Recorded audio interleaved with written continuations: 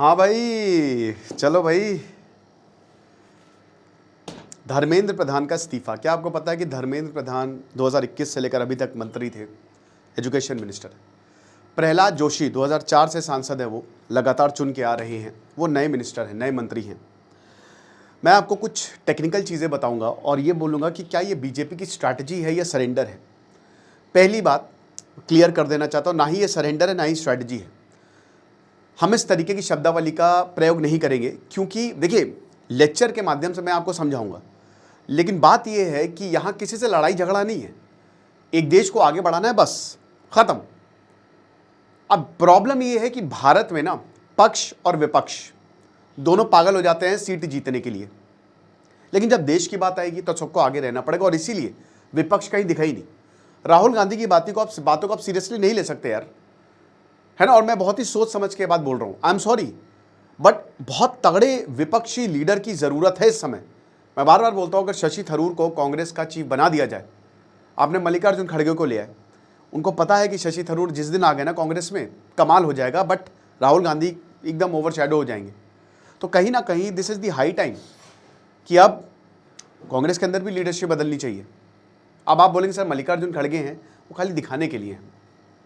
Anyway, हम बात करेंगे कि आखिरकार किस तरीके से बीजेपी आगे की तैयारी कर रही है, या ये बड़ा दांव खेला है, और बहुत सारी और भी चीज़ों की बात करेंगे। आशा करता हूँ आप सब बहुत अच्छे होंगे। मेरा नाम है सिद्धांत अग्निहोत्री, स्टडी ग्लोस पे आपका बहुत बहुत स्वागत है। बस एक चीज़ आपसे बोलना चाहता हूँ यार, हमारा एक ट्रैवलिंग चैनल है, आई एम रियली सॉरी, माफ़ी मांगना चाहता हूँ। एक हफ्ते पहले फिर मैंने वीडियो डाला, एक्चुअली प्रोटेस्ट हो गए थे ना, तो मैं ना क्राइम अफेयर्स पे फोकस कर पाया ना ट्रैवलिंग चैनल पे, तो उसमें मैं इन्फॉर्मेशनल बॉक्स पर डालता हूँ। कल या परसों से शॉर्ट उस पर वीडियोज़ आएंगे, तो डिस्क्रिप्शन कमेंट बॉक्स में उसका लिंक है। तो अब बात करते हैं हम के राधाकृष्णन कमेटी। कन्फ्यूज्ड 2024 में इसको बनाया गया था, बहुत लोगों को ये पता नहीं है, ठीक है। देखिए बहुत लोग जो प्रोटेस्ट में आए या बहुत लोग जो मुझसे जुड़े, उनको ज़्यादा कुछ पता नहीं, उनको एक चीज़ पता है कि धर्मेंद्र प्रधान का इस्तीफा दो। 90% लोगों से अगर आप पूछोगे ना, तो उनको हो सकता है बहुत लोग नीट का फुल फॉर्म भी ना पता हो, बट यही खूबसूरती है भारत देश की, हम इमोशनल लोग हैं। कोई अगर सड़क पे पड़ा होगा ना, हम उसकी मदद करेंगे, हम उसके दुख में अपना दुख ढूंढते हैं, ये बहुत बड़ी बात है, पता है। और इसीलिए लोग अपनी अपनी ग्रीवियंसेस लेके आए थे कि सरकार सुन लो, हम ये बात कर रहे हैं, आप सुनते ही नहीं हो। ये गुस्सा इतना ज़्यादा बढ़ गया था ना। और यार देखो ना, जब इतना गुस्सा, बहरों को सुनाने के लिए इस तरीके की आवाज़ की ज़रूरत पड़ती है। इस्तीफे नहीं होते, ये बोला था बीजेपी ने, और आज तक नहीं हुआ। लेकिन अब आप देखिए, तो ये बहुत ज़रूरी है, इसी से अकाउंटेबिलिटी तय की जाती है। बहुत लोग बोले सर इस्तीफे से क्या होगा, के राधाकृष्णन कमेटी, बताऊंगा मैं, लेकिन इस्तीफे से ना डर पैदा होता है कि अब जो भी मंत्री आएगा ना, वो डरा होगा कि हमको काम करके दिखाना है, वरना कल को हमारे खिलाफ भी प्रोटेस्ट हो जाएगा। और जब इस तरीके की चीज़ होती है ना, आधे घंटे के अंदर पेपर लीक हुआ था झारखंड से, छोटे हजारीबाग में 2024 का पेपर लीक हुआ था, बट बहुत सारे एग्जाम्स के पेपर लीक नहीं होते। ऐसा क्यों है कि एनटीए के एग्जाम्स पेपर लीक हो जाते हैं? एनटीए भाई 47 ऑफिसर्स को आपने निकाला, करोड़ों लोगों की परीक्षा खाली 24 लोग देख रहे हैं, क्या पागलपना है, क्या मजाक है ये? मैंने आपसे क्या बोला, लाडली बहन योजना, लाडला फूफा योजना, जितना एजुकेशन का बजट है, जितना अभी इसरो के साइंटिस्ट जा रहे हैं, उतना सरकार जो है उससे कम पैसा अलॉट करती है। यह अपीसमेंट की पॉलिटिक्स है मेरे भाई, और यह हर राजनेता कर रहा है, हर राजनेता, यह हर पार्टी कर रही है। और इस प्रोटेस्ट ने बताया कि भाई सबसे पहले आपको एजुकेशन की बात करनी पड़ेगी।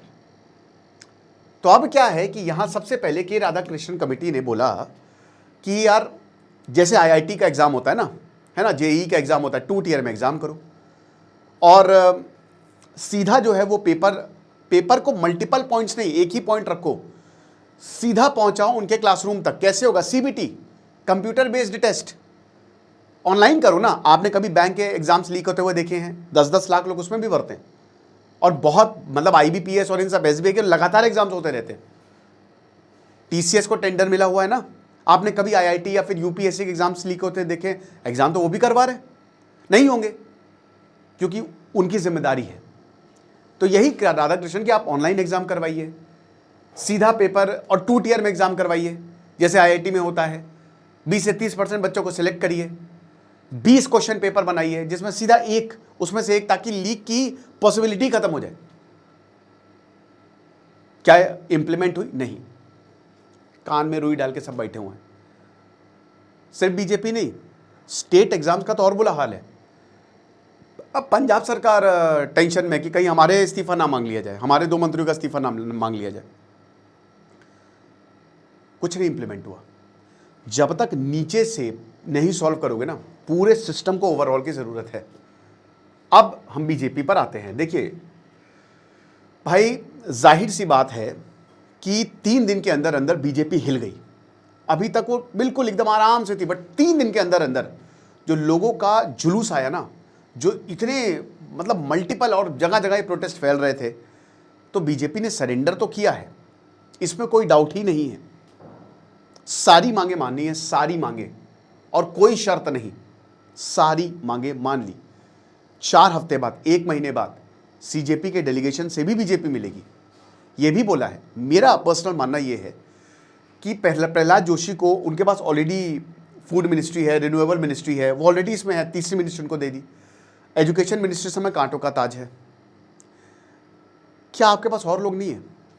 आपके पास जब एक इंसान के पास ऑलरेडी इतनी मिनिस्ट्री, आपने तीसरी मिनिस्ट्री उनको दे दी, वो फ्लाइट से वापस है। प्रहलाद जोशी जो है, धर्मेंद्र प्रधान के पास मिनिस्ट्री थी। मुझे लगता है सोनम वांगचुक जी, आप ये बोलेंगे सर आप ये क्या बकवास बात है, बट अगर आप सोनम वांगचुक को एजुकेशन मिनिस्ट्री दे देते, या उनको एक बहुत बड़ी पोस्ट दे देते, या सीजेपी का जो जैसे सौरभ दास, आशुतोष रांका है, इनमें से किसी को आप, भले आप पोस्ट मत देते, बट अगर कि आप जो सिस्टम पूरा ओवरऑल होगा उसमें आप भी आइए, तो कमाल हो जाता।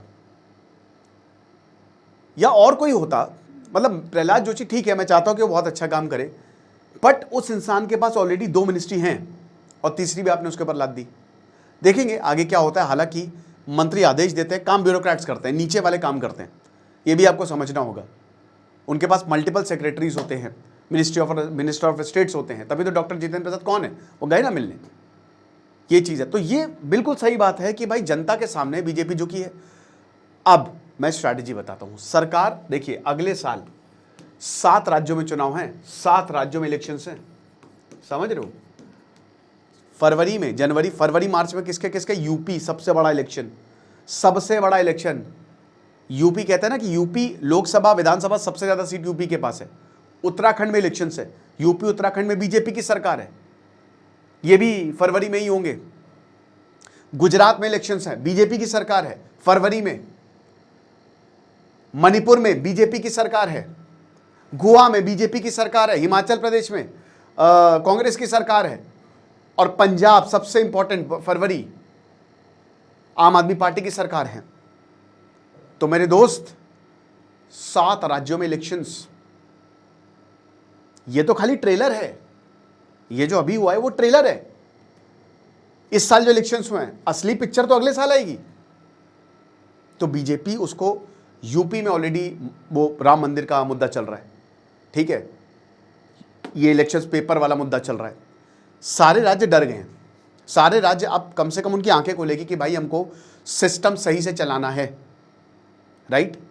सेकेंड पॉइंट, देखिए हो सकता है कि बीजेपी, देखिए याद रखिए कि उनकी भयानक पॉलिटिकल मशीनरी है, माइट बी पॉसिबल कि वो ऑर्गेनाइजेशन को ब्रेक करने की कोशिश करें सीजेपी को। ये आगे जैसे जैसे वक्त आगे बढ़ेगा हमको चीज़ें पता चलेंगी, क्योंकि भी मंथन चल रहा होगा। धर्मेंद्र प्रधान का इस्तीफा, जो क्योंकि बहुत सीनियर लीडर है वो, और आपको आयरोनी बताता हूँ कि वो भी स्टूडेंट प्रोटेस्ट से निकले हैं। भाई 1997 उनकी तस्वीरें वायरल हो गई, उन्होंने पेपर लीक के खिलाफ आंदोलन किया था, वहाँ से वो निकले हैं, और वही समय का पहिया घूम के आया उसी। ये देखिए आप, मतलब कहते हैं ना कि वो गेम ऑफ थ्रोन्स हो गया, ठीक है, कि जो सबसे ब्रेव था वो सबसे कावर्डली मौत मरा, जो सबसे ऑनरेबल था वो ट्रेटर की मौत मरा। यही हो गया कि यहाँ पे जो इंसान स्टूडेंट प्रोटेस्ट से निकला था, उसको स्टूडेंट प्रोटेस्ट की वजह से इस्तीफा देना पड़ा। पैराडॉक्स, कमाल है यार, भगवान भी कमाल है, यूनिवर्स भी कमाल है। तो हो सकता है कि जैसे सोनम वांगचुक के साथ सरकार ने संवाद किया, आगे और बढ़ सकते हैं। देखिए एक चीज समझिए, ये सीजेपी, ये सीजेपी अभिजीत दीप के कह रहे कि मुझे हीरो मत बनाओ। पर्सनली मुझे सौरभ दास समझदार इंसान लगता है। जो सौरभ दास है वो समझदार है, वो बातों को बहुत ही सही तरीके से तोल मोल के बोलता है। मैंने उसके जितने भी इंटरव्यू देखे हैं। अभिजीत दीप के मुझे उतना सीरियस नहीं लगता। आई एम सॉरी, हो सकता है बहुत लोगों को बुरा लगे। उसका मुझे थोड़ा टेम्परामेंट कम लगता है, बात बात पे गुस्सा आ जाता है। तो कंपैरेटिवली सौरभ दास जो सीजेपी का स्पोक्स पर्सन है वो है उसमें दम है ना। हो सकता है इनके अपने पॉलिटिकल एम्बिशंस भी हो, बट आगे जाके क्रैक्स विजिबल हो सकते हैं। विजेता दहिया का देखा, एवरीवन इज हैप्पी, लेकिन बीजेपी इसी को यूज करने की कोशिश करेगी। कल अभिजीत दिपके ने जो भाषण दिया उसमें सोनम वांगचुक का नाम भी नहीं था। इनफैक्ट किसी भी सीजेपी मेंबर्स ने अगर आप इंटरव्यू देखें तो उनका नाम नहीं लिया जा रहा है, पूछने पर बताया जा रहा है। और ये प्रोटेस्ट दोस्तों सोनम वांगचुक की ही वजह से सक्सेसफुल रहा है। वही एक इंसान है जिसने इतने सारे क्राउड को खींचा, लोगों ने कनेक्ट किया कि भाई वो इंसान हमारी वजह से अनशन कर रहा है, वरना कोई सीजेपी का अनशन नहीं कर रहा था। नेहा थी एक जो अनशन कर रही थी उनके साथ, है ना। सबने 2-2 दिन में फास्ट तोड़ दिया, किसी की इतनी औकात ही नहीं थी, ना ही इतनी हिम्मत थी, राइट। ये आपको समझना, और यही इन क्रैक्स को हो सकता है आगे जाके बीजेपी भुना ले। ये भी एक, लेकिन अब देखेंगे, क्योंकि अभी मैं इसके बाद एक और लेक्चर करूंगा कि अब कैसे प्रोटेस्ट की झड़ी लगेगी, प्रोटेस्ट पे प्रोटेस्ट लगेगी होंगे, ठीक है। देन उसके बाद भाई जाहिर सी बात है नैरेटिव कंट्रोल करने की कोशिश की जाएगी, है ना। ये भी स्ट्रैटेजी बीजेपी की हो सकती है कि वो नैरेटिव कंट्रोल करे, बट मुझे नहीं लगता कि स्टूडेंट इसमें फंसेंगे, कोई भी इसमें फंसेगा, क्योंकि अब सीधा बात आएगी पीएम मोदी पर। भाई नैरेटिव कंट्रोल, आप मीडिया जो है, टीवी मीडिया तो वैसे मैं कई पहले बोल चुका था कि आप बंद कर दीजिए उसको देखना, वो मोदी चलाएगा। टीवी मीडिया पे अब इंटरव्यूज़ आने शुरू हो गए हैं, सवाल क्या पूछे जा रहे हैं, प्रोटेस्ट हाईजैक करने की कोशिश की गई, ठीक है, वाजिब सवाल है, पूछ सकते हैं, बार बार उसी पे बल दिया जा रहा है। ऐसे ही नैरेटिव कंट्रोल होता है, समझ रहे हैं। मीडिया का यूज़ करके, लोगों का यूज़ करके, ठीक है, इस तरीके से जो अपने लोग सरकार, मतलब अपने लोग जो है वो बैठा सकते हैं, क्योंकि भाई अगले साल इलेक्शंस, आपको इलेक्शंस पर देखना है, ये चीज़ है। और देखिए क्या है ना कि यहाँ एक और चीज़ बताता हूँ, लेसन्स, जो प्रोटेस्ट में बीजेपी से भारी गलती हुई है उस पर मंथन चल रहा होगा, क्या क्या वो पॉइंट्स हैं। अब मुझे लगता है प्रोटेस्ट होंगे पहले दिन ही पहुँच जाएंगे, क्या ये बात कर लेते हैं, चलिए बैठिए बात करेंगे सारी चीज़ें, क्या आपको क्या प्रॉब्लम है। तो जितने भी ये नेगेटिव पॉइंट्स हैं ना बीजेपी के लिए, उस पर बाकायदा डिस्कशन हो रहा होगा। और देखो भाई सिंपल सी बात है कि रिफॉर्मेशन तो करना ही होगा आपको, चाहे जो हो जाए। रिफॉर्म, हर कोई परेशान है, यहाँ पे असली मुद्दा अलग है लोगों का ना। देखिए ये प्रोटेस्ट इनएविटेबल था, आज सीजेपी नहीं करती कल कोई और करता, लेकिन करते लोग। बट अच्छी बात है कि सीजेपी ने कम से कम एक मुद्दा उठाया जिससे लोगों ने कनेक्ट किया, और वही मुद्दा, क्योंकि पेपर, अगर आप एजुकेशन सिस्टम सही से नहीं करवा पा रहे हो तो फिर क्या, कैसे देश का फ्यूचर आगे बढ़ेगा। तो जाहिर सी बात है कि बीजेपी की स्ट्रैटेजी रहेगी कि वो सारी चीज़ें सबसे पहले तो पूरी की जाए जो स्टूडेंट ने बोला। अब उसके बावजूद अगर आगे से सीजेपी की तरफ से आता है तो सीधा बीजेपी दिखा दे कि देखिए हम ये सारी चीज़ें पूरी कर रहे हैं, हमने जो बोला था पूरी कर रहे हैं। भाई राजनीति है, बहुत खतरनाक होती है राजनीति, एक ऐसा खेल है ना, मतलब पॉलिटिक्स में कौन किसके साथ हो जाए। तब 240 सीटें मिली थी बीजेपी को 2024 के इलेक्शंस में, लोकसभा के इलेक्शंस में। एनडीए को मिला कि 293, आज उनका नंबर 318 पे पहुंच गया। टीएमसी के 20 सांसद जो हैं वो बीजेपी में आ गए। अब यही बीजेपी कह रही थी जब बंगाल में है कि हम टीएमसी को ख़त्म कर देंगे, वही टीएमसी के सांसद, भाई तो फ़ायदा क्या हुआ, आप बताइए, फ़ायदा क्या हुआ। जिस चीज़ से तुम लड़ रहे हो उसी को अपने आप में अंदर ऑब्जर्व कर रहे हो, क्या मतलब, ऐसा नहीं होना चाहिए। राज्यसभा में 150 पार हो गई है, डिलिमिटेशन चाहती है बीजेपी, उसको लेकर भी उनको नंबर चाहिए पार्लियामेंट में। अभी एफसीआरए बिल पे भी मैं लेक्चर्स लूंगा, बिल्कुल चिंता मत करें, बहुत बच्चे बोल रहे थे। तो next time they will be ready, और अपीजमेंट पॉलिटिक्स तो होगी ही होगी। ये भी स्ट्रैटेजी रहेगी कि अपीजमेंट पॉलिटिक्स करो, जो जनता चाह रही है, जनता के हिसाब से चलोगे तो सब खुश रहोगे। अभी एथेनॉल का इतना ज़्यादा नितिन गडकरी का हुआ है ना, इतना ज़्यादा एथेनॉल, जनता जब बोल रही है तो ये डिसीजन वापस नहीं ले लेना चाहिए। आपको क्या लगता है मुझे बताइए। तो फिलहाल ये है एक एनालिसिस कि किस तरीके से बीजेपी की फ्यूचर स्ट्रैटेजी हो सकती है, और अभी फिलहाल तो जाहिर सी बात है उन्होंने पूरी तरीके से जनता को सरेंडर किया है। बाकी आपको क्या लगता है मुझे कमेंट बॉक्स में बताइएगा।